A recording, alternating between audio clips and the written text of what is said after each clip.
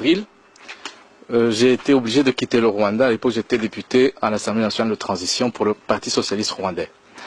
Mais quelques mois avant, j'ai eu l'occasion, c'est peut-être une chance, d'assister à une séance au cours de laquelle l'ancien président de la République, Pasteur Bizimungu, est venu nous expliquer les raisons pour lesquelles l'armée rwandaise était au Congo. Au Zaïre à l'époque. Il a amené avec lui une carte et il nous a expliqué dans une séance qui était à huis clos jusqu'à quel niveau le Rwanda précolonial pouvait être délimité. Et donc il a montré qu'une partie du territoire du Congo actuel, d'après lui, revenait au Rwanda. Il a même parlé plus tard, à la presse, de la nécessité d'une seconde conférence de Berlin. Ce ne sont pas des fictions, ce sont des déclarations politiques actées. Deuxième chose, en 1998, j'ai eu l'occasion de discuter avec des diplomates ici à Bruxelles et des académiciens, des universitaires belges. Des deux types de discussions que j'ai pu avoir, il y a au moins un académicien, un universitaire belge qui a parlé de la nécessité de l'établissement d'un État tampon entre le Rwanda et le Congo, comme solution, d'une part, à l'instabilité du Kivu, et d'autre part, à l'instabilité du Rwanda. L'État tampon devra servir à absorber le trop-plein de population rwandaise qui ne peut pas trouver de la place au Rwanda. C'est un projet qui existait depuis avant la colonisation. C'est pas une fiction. Il y a eu un mouvement, un organisme précolonial qui a été, colonial, qui a été mis en place par la tutelle belge pour transférer de façon organisée des populations du Rwanda vers le Congo. Donc c'est une chose qui est là, qui existe. Récemment, et c'est le dernier mot que je vais dire, un diplomate belge a parlé, je ne vais pas dire son nom, je suis désolé, je ne peux pas révéler quel est son nom, a parlé de façon univoque, donc sans équivoque, de la nécessité pour l'opposition rwandaise d'envisager le fait de prendre part à un projet de création d'un État tampon. Donc ce qui veut dire, ce sont des choses réelles, ce ne sont pas des fictions. Maintenant, il se peut que ces projets échouent, il se peut que ça n'aboutisse pas. Ça ne serait pas la première fois que ces projets de balkanisation de l'Afrique échouent. Et honnêtement, les FDU sont totalement défavorables à ce type de projet. Et ici, je les dénonce avec force. Nous avons été invités en Allemagne par une église allemande. Et lors de cette rencontre, il se trouvait là-bas des responsables politiques allemands qui nous ont demandé ceci, qui nous ont dit ceci.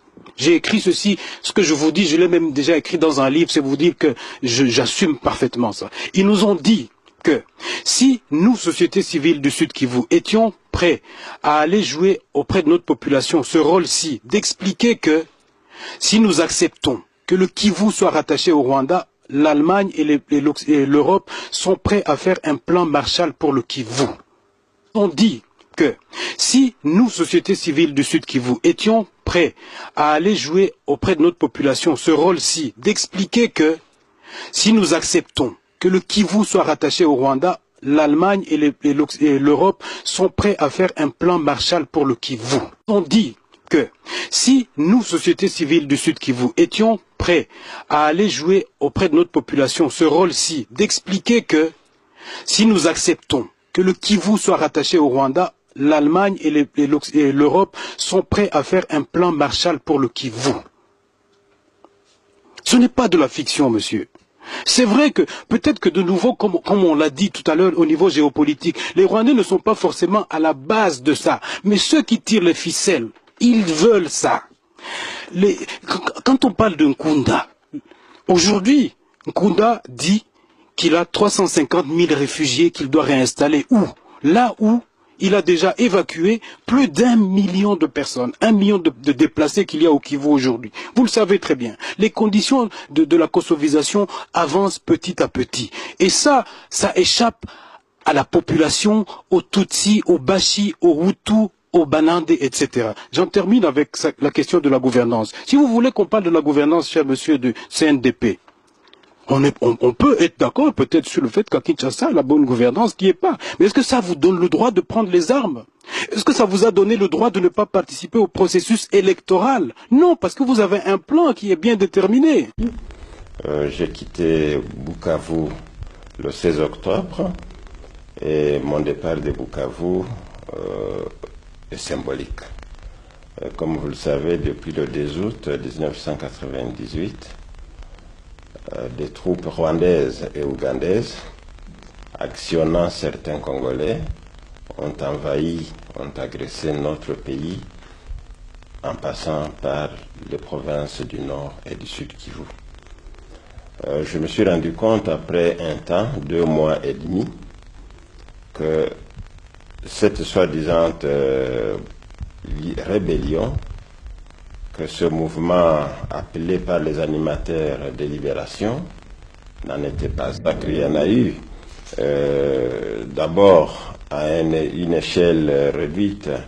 Nous devons signaler que tous les officiers congolais qui étaient à Bukavu ont été lâchement assassinés.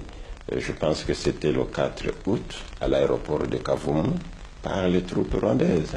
Vous avez vous-même été témoin de ces faits ou bien on vous les a rapportés et cette information est authentique donc? Cette information est irréfutable. Les rebelles eux-mêmes pourraient la confirmer s'ils sont honnêtes et j'espère qu'ils le sont.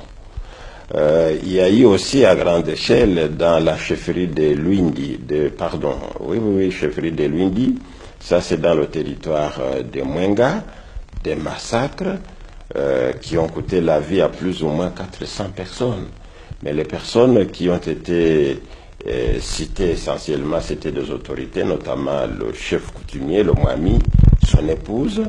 Tous les deux, je les connaissais très bien. C'était des jeunes intellectuels qui avaient accepté d'aller vivre à la campagne pour redonner l'espoir aux villageois. Il y a eu des prêtres, des religieuses et tout un tas d'autres personnes. Donc des massacres, il y en a eu. Ici, je ne parle pas d'enlèvement, de ce qui se passe dans la cité d'Ouvira en face de Bujumbura, où des personnes ciblées sont tuées. Et donc on ne peut pas chercher à démontrer le contraire, c'est évident, des massacres. Et si vous était donné de délivrer un message par rapport à la population congolaise qui suivra cette cassette, quelle sera la teneur de votre message? Mon message serait simple, c'est que nous les Congolais, nous devons savoir que l'avenir, notre propre avenir, c'est chez nous. Nous devons avoir l'attention tournée toujours vers chez nous et nous devons tout faire pour protéger les intérêts de notre territoire. Pour le moment, ce que je demanderai aux Congolais, c'est de porter loin les informations que je viens de livrer. Le Congo a été agressé. Les troupes rwandaises sont bel et bien là-bas. S'il y a des Congolais, c'est comme si un père de famille se trouvait agressé par des bandits, mais à qui son propre enfant a cédé la clé de la porte d'entrée.